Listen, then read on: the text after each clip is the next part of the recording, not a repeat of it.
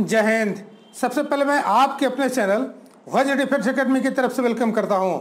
हमेशा की तरह आज भी मैं आपके लिए एक बहुत बड़ी खुशखबरी लेकर हाजिर हूं, जिसे जानना और समझना आपके लिए बहुत ही ज़रूरी है, क्योंकि बहुत सारे बच्चों के फ़ोन्स कॉल आ रहे हैं, मैसेज आ रहे हैं और सभी बच्चे यही पूछ रहे हैं कि सर हमारी भर्ती कब आएगी, और बहुत सारे बच्चे ये पूछ रहे हैं कि सर हमारी भर्ती को कब कराया जाएगा। इसी बीच भारतीय सेना ने एक बहुत बड़ी भर्ती का अनाउंसमेंट कर दिया है, जिसके लिए बच्चे काफ़ी दिनों से इंतजार कर रहे थे। ये भर्ती कहाँ की है, इसके बारे में मैं आपको पूरा डिटेल से समझाने की कोशिश करूँगा, लेकिन उस भर्ती में बहुत बड़े बदलाव किए गए हैं। ये कहाँ की भर्ती है और ये भर्ती कब कराई जाएगी, इसके बारे में पूरा डिटेल से समझाने की कोशिश करूँगा। इसलिए वीडियो को पूरा देखिएगा, तभी आप समझ पाएंगे, नहीं तो हो सकता है वो बातें आपसे छूट जाए जिससे जानना आपके लिए बहुत ही ज़रूरी है। उससे पहले अगर आप चैनल पर नए हैं तो चैनल को सब्सक्राइब कर दें, वीडियो को लाइक कर दें और बेल आइकन को प्रेस करना ना भूलें, ताकि आपके स्टेट, जिले और एरिया की भर्ती का लेटेस्ट अपडेट सबसे पहले मिलती रहे। जैसा कि आपको मालूम है, जो लड़के आर्मी, एयरफोर्स, नेवी या किसी और अन्य पैरामिलिट्री फोर्सेस की तैयारी कर रहे हैं, मैं केवल उन बच्चों के लिए ही भर्ती से रिलेटेड लेटेस्ट न्यूज़ लेकर आता रहता हूँ। और सबसे बड़ी बात यह है कि हमारे द्वारा जो भी इन्फॉर्मेशन दिया जाता है वह बिल्कुल ही ऑथेंटिकेटेड होता है, यानी विश्वसनीय होता है, क्योंकि मैं क्वालिटी के साथ साथ विश्वास भी देता हूँ। तो चलिए बगैर देर के हुए शुरू करते हैं। सबसे पहले मैं आपको इसे प्रूफ के साथ दिखाऊंगा, क्योंकि हो सकता है कि बहुत सारे बच्चे ये कह दें कि ये न्यूज़ फेक है। इसे दिखाने के लिए इंडियन आर्मी की ऑफिशियल वेबसाइट www.joinindianarmy.nic.in पर है और ये इसका होम पेज है। हम इसे स्क्रॉल करके थोड़ा नीचे आते हैं तो देखिए ये है JCU/OR इनरोलमेंट सेक्शन और ये है रैली नोटिफिकेशन। आप यहाँ से भी देख सकते हैं और आप यहाँ से भी देख सकते हैं जहाँ पर लिखा है JCU/OR एंट्री। तो हम इसे आप व्यूज ऑल कर लेते हैं। तो व्यूज ऑल करने के बाद देखिए तीसरे नंबर पे लिखा है army recruitment rally for main, recruiting office headquarter Danapur.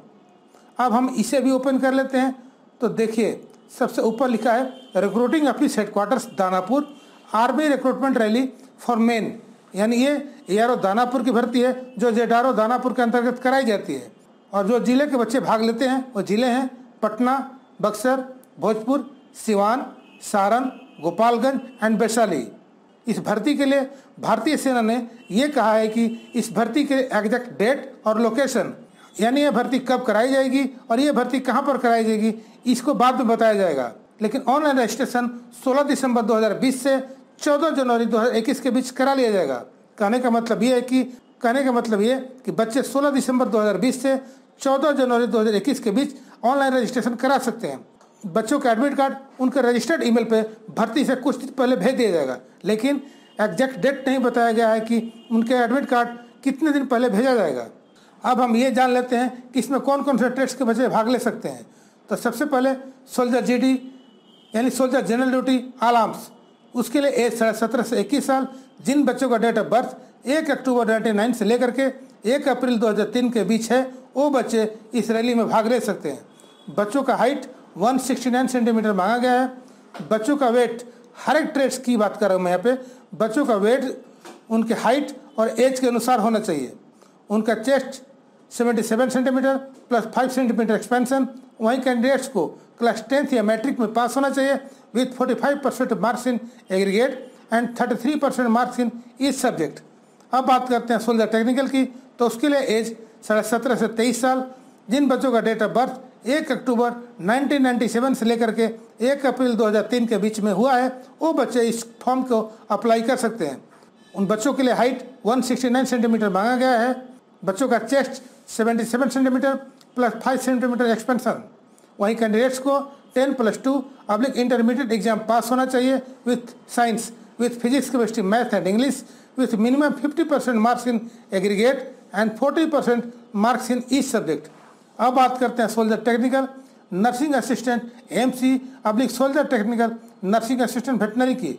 उसके लिए एज 17 से 23 साल। जिन बच्चों का डेट ऑफ बर्थ 1 अक्टूबर 1997 से लेकर के 1 अप्रैल 2003 के बीच हुआ हो, वो बच्चे इस फॉर्म को अप्लाई कर सकते हैं।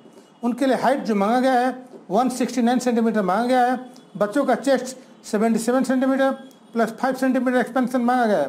कैंडिडेट्स को 10+2 इंटरमीडिएट एग्जाम पास होना चाहिए with science, with physics, chemistry, biology and English with minimum 50% marks in aggregate and minimum 40% इस सब्जेक्ट में होना जरूरी है। अब बात करते हैं सोल्जर क्लर्क अब्लिक storekeeper technical all arms की। तो उसके लिए एज 17 से 23 साल, डेट ऑफ बर्थ 1 अक्टूबर 1997 से लेकर के 1 अप्रैल 2003 के बीच में है, वो बच्चे इस फॉर्म को अप्लाई कर सकते हैं। हाइट जो मांगा गया है 162 सेंटीमीटर मांगा गया है। बच्चों का chest 77 centimetre plus 5 centimetre expense होना चाहिए। वहीं कैंडिडेट्स को 10+2 oblique intermediate exam pass in any stream, चाहे बच्चा आर्ट्स से किया हो, कॉमर्स से किया हो या साइंस से किया हो, but 60% marks in aggregate and minimum 50% marks in each subject and 50% अंग्रेजी में भी यानी 50% इंग्लिश में भी मार्क्स होना बहुत ज़रूरी है। अब बात कर लेते हैं इनके एज के बारे में कि भारतीय सेना इनके एज के साथ कोई छेड़छाड़ तो नहीं किया है। तो ये बिल्कुल अच्छी बातें हैं कि भारतीय सेना आपके एज के साथ कोई छेड़छाड़ नहीं किया है, यानी आपका एज जितना होना चाहिए आपके नोटिफिकेशन में ही भारतीय सेना ने उतना ही मेंशन किया है, यानी कोई भी आपके साथ भेदभाव नहीं किया गया है, चाहे वो किसी भी टेस्ट के हो। यहाँ पर लिखा हुआ है स्पेशल इंस्ट्रक्शन जिसमें लिखा है कि physical standard applicable for Adivasi candidates of all categories all age follow. Minimum height 162 centimetre, minimum weight as uploaded in GIA website and minimum chest 77 centimeter plus 5 centimeter expansion. Adivasi candidates should bring caste certificate duly signed by district magistrate. यानी ये जो instruction है केवल आदिवासी candidates के लिए है। आदिवासी candidates का height 162 centimetre होना चाहिए, लेकिन वेट उनके एज और हाइट के अकॉर्डिंग होना चाहिए, और चेस्ट उनका 77 सेंटीमीटर होना चाहिए प्लस 5 सेंटीमीटर एक्सपेंशन होना चाहिए। आदिवासी कैडेट्स अगर कास्ट सर्टिफिकेट लेकर जाता है तो कास्ट सर्टिफिकेट के ऊपर डिस्ट्रिक्ट मजिस्ट्रेट का साइन होना बहुत ज़रूरी है, वरना वो वैलिड नहीं है। अब नीचे चेक कर लेते हैं इसमें कौन कौन से और चेंजेस किए गए हैं। तो हम इसे स्क्रॉल करके थोड़ा नीचे आते हैं तो देखिए यहाँ पर लिखा है स्पेशल इंस्ट्रक्शन नंबर 1 पॉइंट पर लिखा है कि नो तत्काल nativity certificate will be acceptable. इसका मतलब ये है कि जो कैंडिडेट्स तत्काल में नेटिविटी यानी जो कैंडिडेट्स तत्काल में नेटिविटी या रेजिडेंशियल सर्टिफिकेट बनाकर जाता है उसको एक्सेप्ट नहीं किया जाएगा। दूसरा कैरेक्टर सर्टिफिकेट या अनमैरिड सर्टिफिकेट जो कैंडिडेट्स मुखिया से पहले बना के ले जाते थे अब वो वैलिड नहीं होगा। जो मुखिया द्वारा साइन किया हो गया उस सर्टिफिकेट को एक्सेप्ट नहीं किया जाएगा।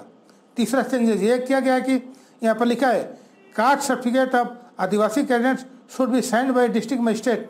ये पॉइंट्स आदिवासी कैंडिडेट्स के लिए है, यानी जो आदिवासी कैंडिडेट्स कास्ट सर्टिफिकेट लेकर जाते हैं उस पर डिस्ट्रिक्ट मजिस्ट्रेट का साइन होना चाहिए।